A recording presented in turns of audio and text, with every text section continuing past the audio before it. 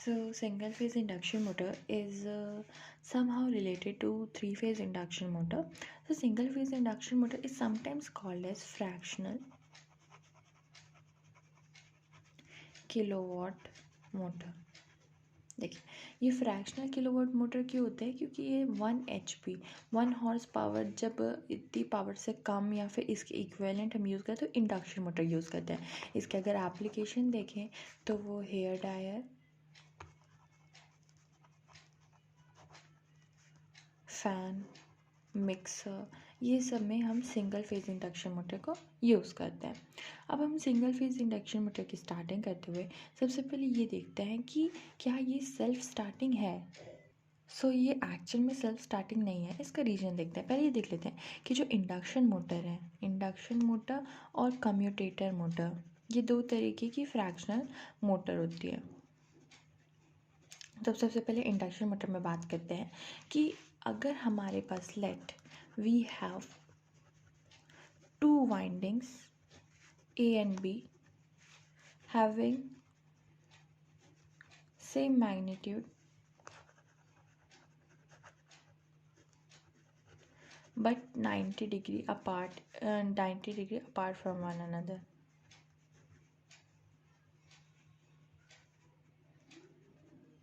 So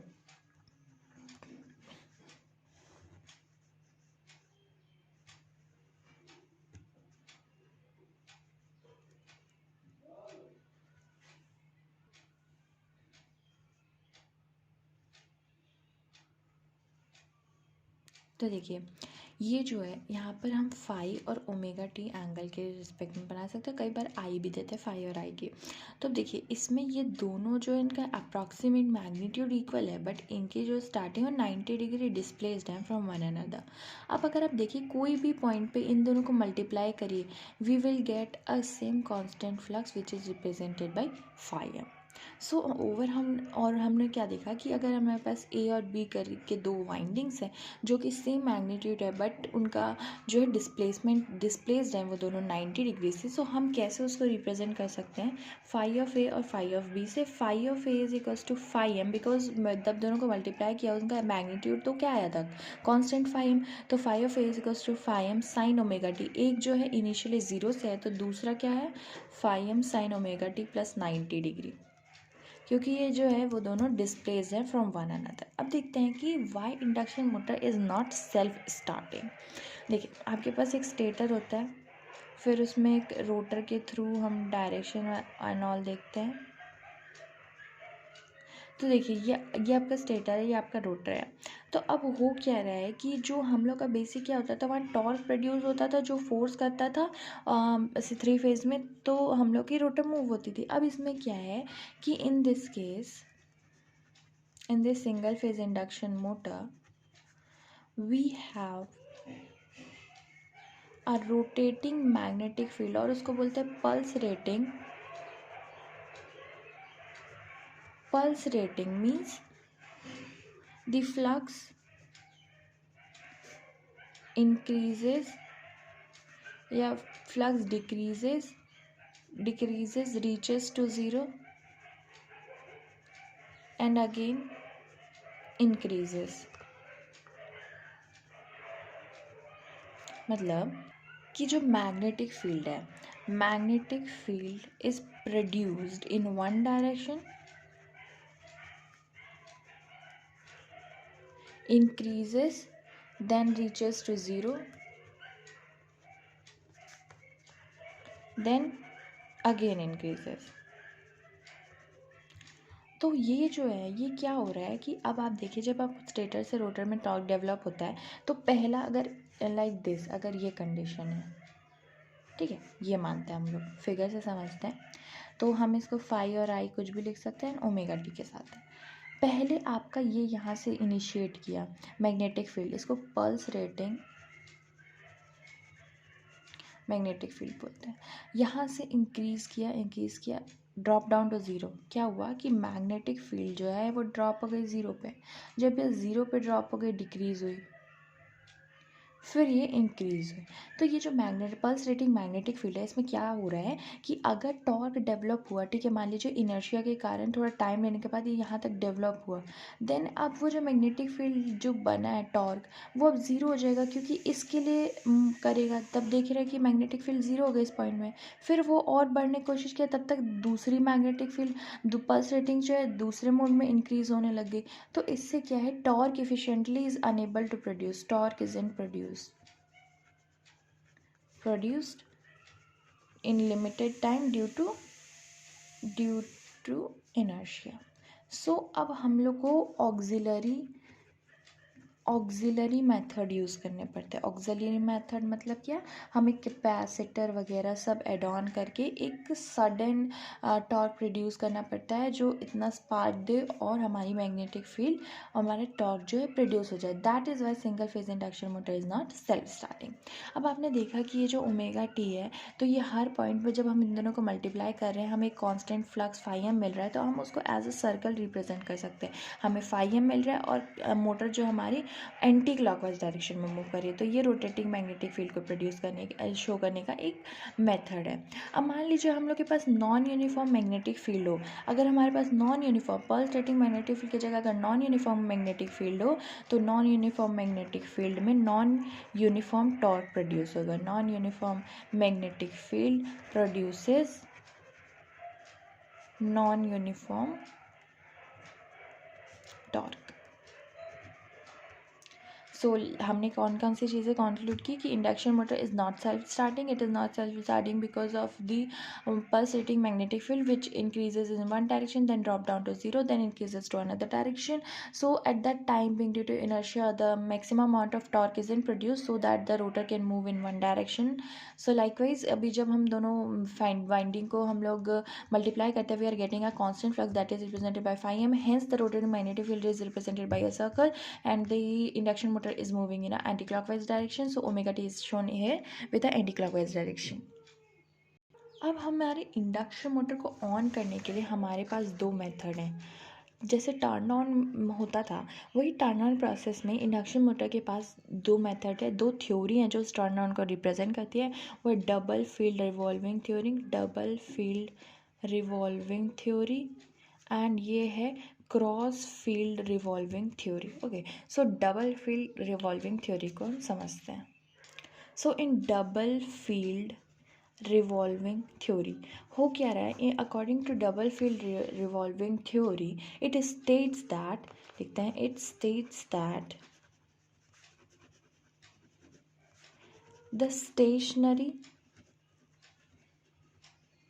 pulsating magnetic field can be resolved into two magnetic field और rotating magnetic field. जो अब हमें क्या बोल रहा है कि जो डबल फील्ड रिवॉल्विंग थ्योरी कहता है इट स्टेज दैट, जो हमने पल्सेटिंग मैग्नेटिक फील्ड अभी पढ़ा, तो the pulsating magnetic field, the stationary pulsating magnetic field can be resolve into the two rotating magnetic field each having same magnitude but opposite in direction. That is जो हमारा pulse rating magnetic field है rotating या फिर constant stationery, वो कितनी है, दो में बार फॉरवर्ड और बैकवर्ड।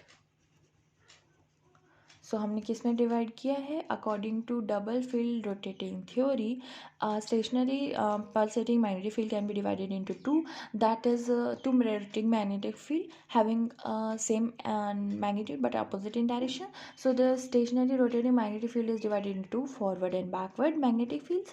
So अब ये forward और backward magnetic field को हमको देखना है। तो सबसे पहले देखते हैं कि ये फॉरवर्ड और बैकवर्ड का सिस्टम आया कैसे।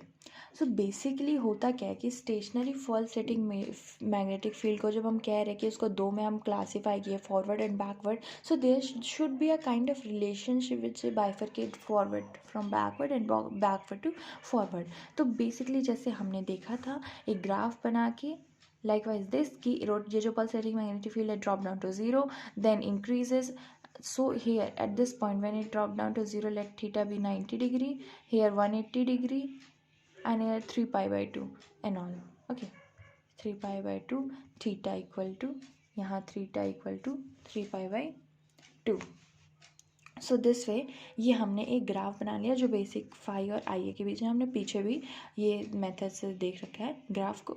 तो ये थीटा और यहाँ पर 3 pi by 2 pi 3 pi by 2 ये हमारे एक एंगल है. और ये जो थीटा है, theta is a kind of a space angle.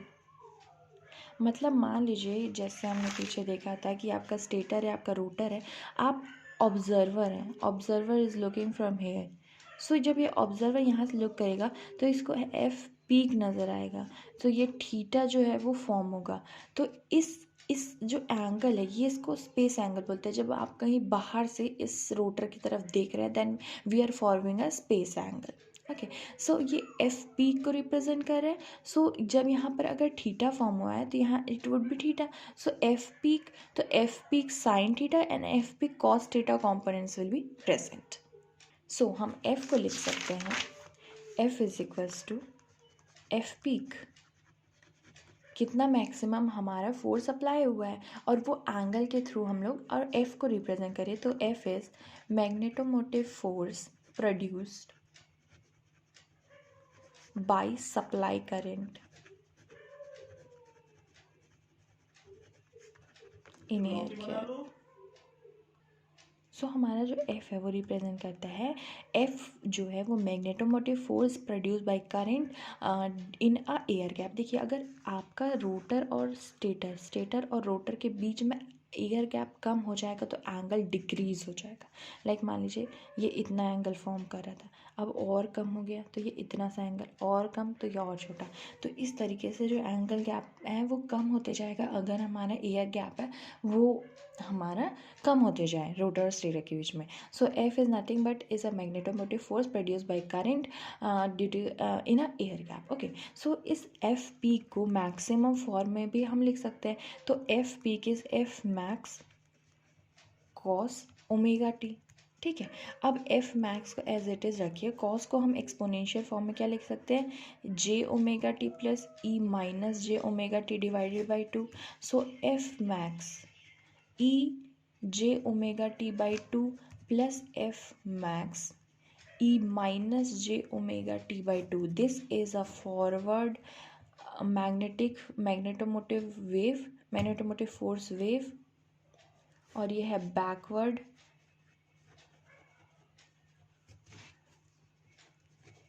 Field. देखिए इसको फॉरवर्ड फील्ड बोल सकते हैं, इसको फॉरवर्ड फील्ड बोल सकते हैं या magnetomotive wave in forward direction. इसको बैकवर्ड फील्ड बोल सकते हैं या MF wave in backward direction. तो this is all a forward and a backward concept. Like double field revolving theory states that rotating magnetic field, a pulsating stationary rotating magnetic field can be bifurcated into two. It is with having a same magnetic field, same magnitude but opposite in direction. So this is the way. आप अगर rotor और stator से बाहर से observer देख रहा है तो वो एफ पी के एंगल पे ही देखेंगे. तो एफ पी को हम रिप्रेजेंट, जो कि एक मैग्नेटोमोटिव फोर्स है जो रिप्रेजेंट कर रहा है because of current in at the air gap. तो उसको हम F max cos omega T भी लिख सकते हैं. कॉस ओमेगा टी को एक्सपोनेंशियल में ओपन करना है, एफ मैक्स की एक पॉजिटिव के साथ और एफ मैक्स की एक minus of J omega T के साथ टर्म्स आएंगी. सो फर्स्ट टर्म जो है फॉरवर्ड को रिप्रेजेंट करें, सेकेंड टर्म बैकवर्ड को. अब मान लीजिए ये रेफरेंस है, सो ये फॉरवर्ड होगा, ये बैकवर्ड होगा क्योंकि ये तो नेगेटिव के साथ है. तो मान लीजिए इस ओमेगा टी इज़ ज़ीरो. अगर ओमेगा टी ज़ीरो है तो ये फॉरवर्ड का मैग्नीट्यूड है और ये बैकवर्ड का. क्योंकि फॉरवर्ड क्या रिप्रेजेंट कर रहा है, अगर ये ज़ीरो रेफरेंस एक्सिस है तो वो पॉजिटिव है और ज़ीरो रेफरेंस है तो नेगेटिव है. तो ज़ीरो होगा तो the way would be like this. अब मान लीजिए थीटा 90 है तो ये ऊपर जाएगा फॉरवर्ड और ये नीचे जाएगा. मान लीजिए थीटा 1, थीटा क्या ओमेगा टी को रिप्लेस करना है. Like omega t let it be equal to 0, 90 degree, 180 degree and so on. तो ये थीटा जब 0 डिग्री है तो कैसे रिप्रेजेंट करेंगे रिजल्टेंट, ऐसे. जब 180 है तो it would be opposite in direction of that of 0. 90 है तो perpendicular in both directions. So this is the way how we represent a forward magnetic field and backward magnetic field through a graphical or a pictorial view also. Now जैसे हमने अभी देखा कि F is equals to F peak. So F peak को हम represent कर रहे थे F max cos omega T से. So there might be condition at F peak cos theta. मतलब ऐसा भी हो सकता है कि अगर F theta is equals to like F is equals to F peak cos theta. So again changing this F peak into max term, that would be cos omega t and cos theta.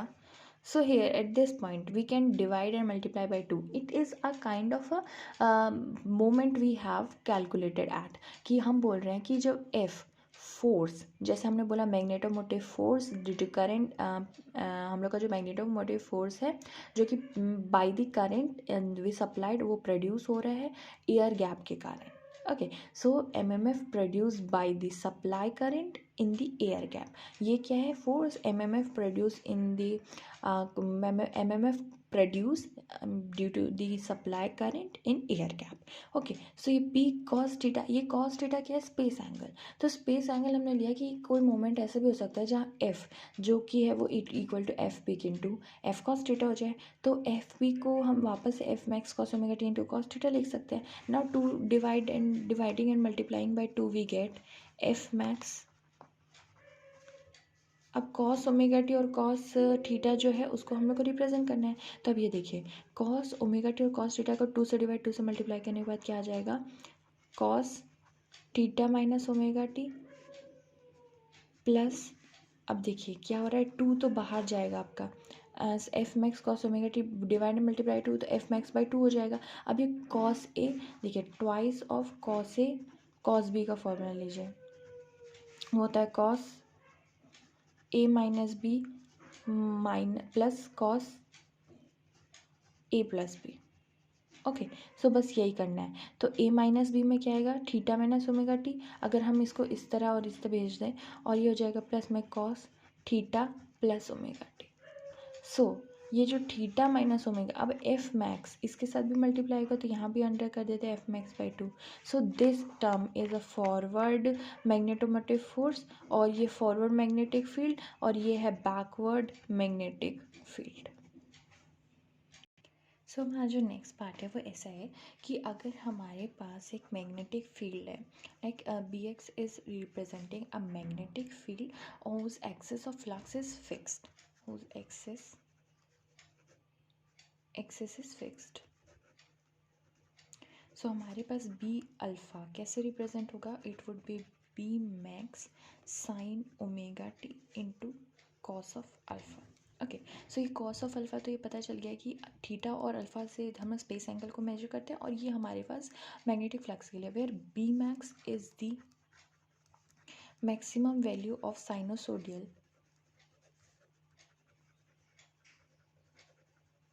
sinusoidally distributed air gap density flux, air gap flux density. तो ये हमारा B max क्या है, it is actually maximum is representing the maximum value of a sinusoidally distributed air gap flux density. Okay, so अब इसमें बस वही करना है 2 से डिवाइड 2 से multiply. So B max B alpha is equals to B max by 2 हम लिख सकते हैं डायरेक्ट. अब ये 2 sine A cos B sine A plus B into plus sine A minus B, तो वही करना है साइन ए माइनस बी भी लिख सकते हैं plus sine of omega T plus alpha. So ये इसको आगे अगर बी मैक्स में मल्टीप्लाई करो तो यहाँ पर भी बी मैक्स बाई 2 आ जाएगा और यहाँ प्लस साइन है. सो ये बी मैक्स ये जो यहाँ तक वाले टर्म है ये हमें फॉरवर्ड मैग्नेटिक फील्ड प्रोवाइड कर रही है और ये वाली backward magnetic field. That's all for this video. एक बार वापस रिवाइज कर लेते हैं. देखिए जो मैग्नेटिक फील्ड अगर हमारी कांस्टेंट है फिक्स है एक्सिस है then the magnetic field is represented by B alpha where B alpha is equals to B max sine omega T into cos of alpha. Cos of alpha representing space angle, sine of omega T is representing the flux value और फिर magnetic field value where B max is represented as the maximum value of a sinusoidally distributed magnetic air gap density flux, air gap flux density. सो उनको वापस से 2 से multiply 2 से divide करना है, फिर बैकवर्ड फ्लक्स की अलग आ जाएगी इक्वेशन और फॉरवर्ड फ्लक्स अलग आ जाएगी. That's all, thank you.